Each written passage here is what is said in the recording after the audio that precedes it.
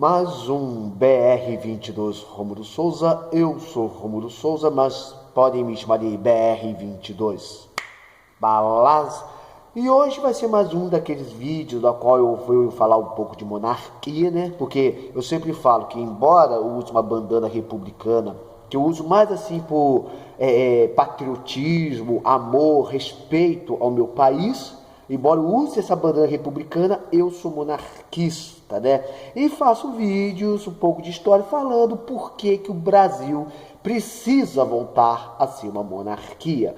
E antes de falar desse assunto, aquele pedido simples, aquelas mendicâncias de você se inscrever no canal, aperta o sininho, comentem, ajudar esse canal e outros canais de direita, canais grandes, canais pequenos a crescerem, porque só desse jeito nós vamos poder salvar as girafas da Amazônia. Sim, já encheu o saco esse assunto de queimada, mas eu continuo com as piadas de girafas porque eu gosto. Então se inscreva nesse canal e ajude esse canalzinho aqui a crescer. Sem mais delongas, vamos direto ao assunto. Bem, como eu falei, eu defendo que o Brasil precisa voltar a ser monarquia. Tivemos 130 anos, ou seja, vai completar 130 anos de república. Nunca deu certo, só falhou, só fracassou. Tivemos governos atrás de governos, governados por governantes que não pensavam das próximas gerações, mas sim das próximas eleições. Mas, Rômulo, qual é um dos muitos argumentos que você pode falar do que por que precisamos de uma monarquia? Simples, porque nós precisamos de um rei. Nós precisamos de um imperador, de um monarca, precisamos de um líder. Peraí, mas por que nós precisamos de um monarca? O que um monarca tem que um presidente não tem? Simples. Primeiro porque o monarca, ele é um líder natural. É uma pessoa que é treinada desde criança para poder assumir o país. Se você olhar, nós temos a família imperial até hoje. Embora o Brasil tenha deixado de ser uma monarquia, hoje seja uma república, e a família imperial tenha sido exilado na época do golpe de 1889, a partir dos anos 40, os Braganças voltaram. Nós temos a família imperial. Nós temos Dom Luís de Orleans e Bragança, que é chefe da casa imperial e herdeiro pro direito do trono brasileiro. Ele é tataraneto de Dom Pedro II, o nosso eterno imperador constitucional e defensor perpétuo. Mas qual é a diferença dele para os demais chefes, para os demais governantes, para os demais políticos? Simples. Um político, um governante republicano, ele não é preparado para assumir um país. Ele não é preparado para governar. Não. A vida política a vida política de um republicano começa no exato momento que ele decide se eleger, né? Eu não sei, eu quero me candidatar e ser vereador. E aqui no Brasil nós vemos que temos muitos políticos que são completamente despreparados, né? Não é à toa que quando chega a época de eleições você vê um monte de gente lá fazendo palhaçada para ganhar voto.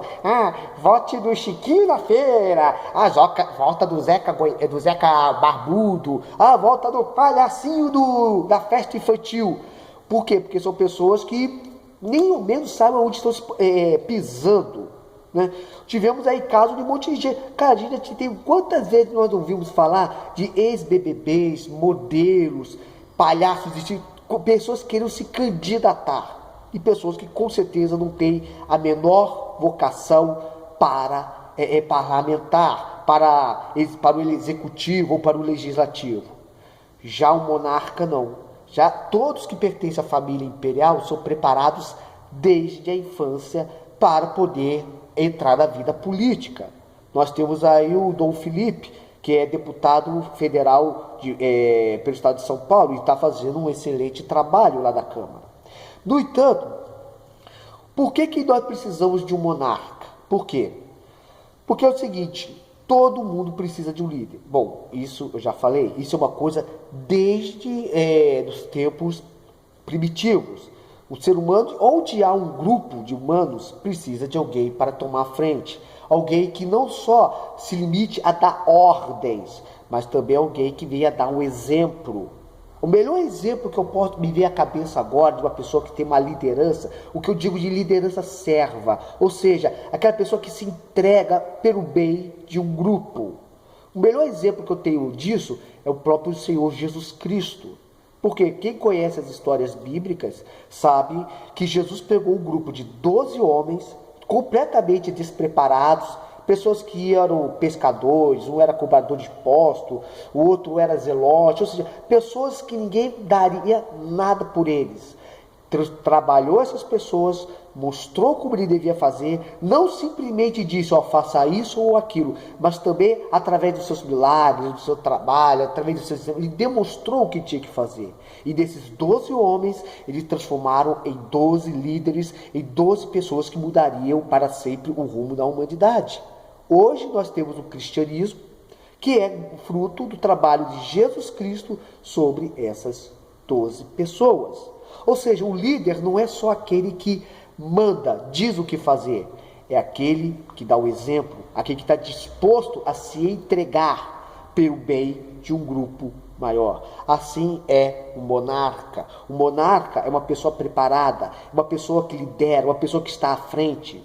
Se você ouvir as histórias dos nossos imperadores, Dom João VI, Dom Pedro I e Dom Pedro II, claro, eu estou falando você estudar verdadeiramente, não ficar só com aquilo que o seu professor te passou em sala de aula, mas se você realmente estudar, você verá que esses 3 monarcas, eles pensaram no futuro do Brasil. Dom João, quando chegou ao Brasil, em 1808, de início já foi construído bibliotecas, instituições de ensino, abriu o Banco do Brasil. O Rio de Janeiro, que era uma perfeita roça, se tornou praticamente a capital do Império Português.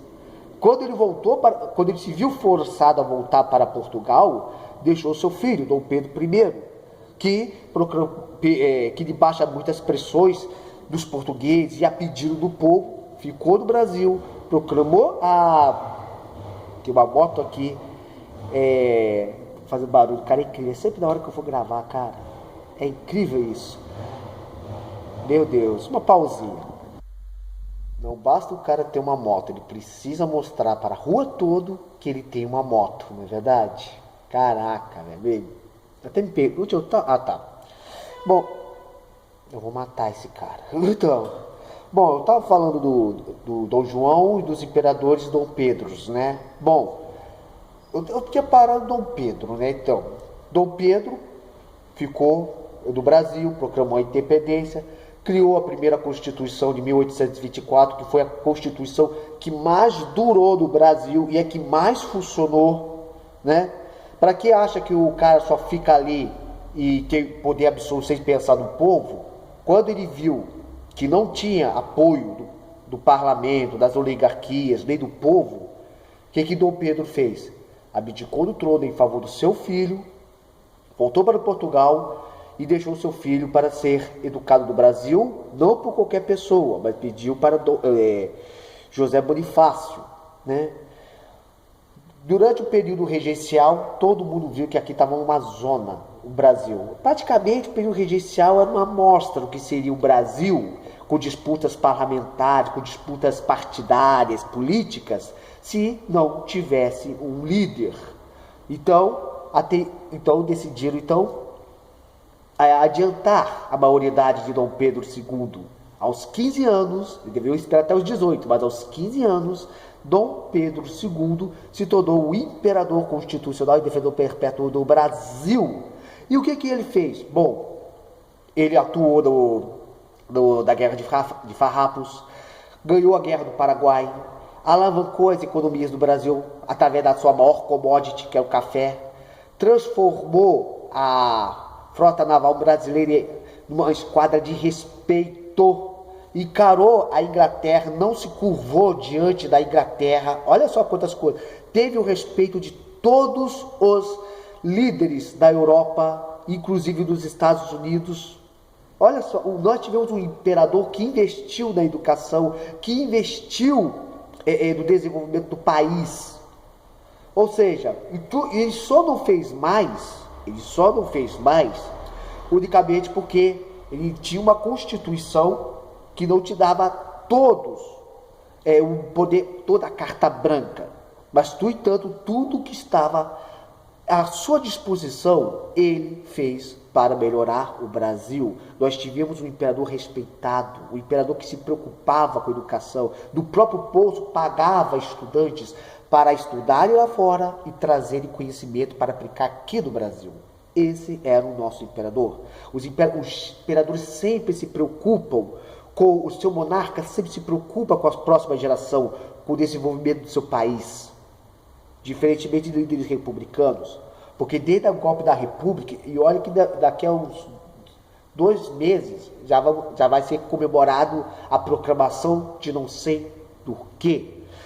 O que aconteceu desde o golpe da República, nós fomos governados por aventureiros, caluniadores, aproveitadores, pessoas que quiseram aplicar golpe atrás de golpe.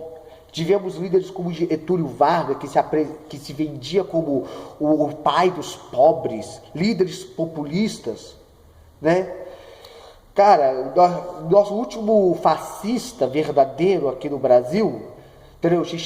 Tivemos o Lula, que se apresentou como o pai dos pobres. Sim, ele realmente é o pai do pobre, tanto que ele gerou outros pobres, não é verdade? E é sempre com pessoas se preocupando com as próximas eleições. E o Brasil carecendo de uma liderança. Hoje, no exato momento que eu posto esse vídeo, o Brasil até que encontrou um líder da figura de Bolsonaro, que na minha humilde opinião está fazendo um bom governo.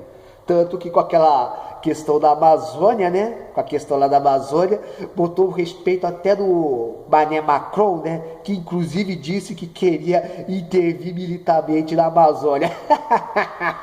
Meu filho, vai conhecer o exército de Caxias e o melhor exército de floresta que tem no mundo. Vai nessa, meu filho. Então, assim, o brasileiro é um povo carente de um líder de verdade. Por mais que o Bolsonaro venha a ser um bom líder, como eu falei, muitos estão se espelhando dele, uma boa liderança, ele só vai poder ficar de 4 a 8 anos. E depois disso, quem nós vamos confiar nosso voto? Não é à toa que nós precisamos de um rei. Porque o monarca, o imperador constitucional, ele é um símbolo. Ele é uma pessoa ele é uma pessoa que vai mostrar a direção que o Brasil tem. Aquela pessoa que vai nos representar. Assim como a bandeira do Brasil é um símbolo da pátria, o imperador é um símbolo humano de uma nação. E como esse cara está de novo voltando, vou terminar esse vídeo por aqui. Muito obrigado se você me acompanhou até aqui. Comenta aí o que você achou. Muito obrigado por ter me acompanhado. Fique na paz. Se inscreva no canal. Que Deus te abençoe nesse dia de hoje. Até. E Ave Império, eu vou matar esse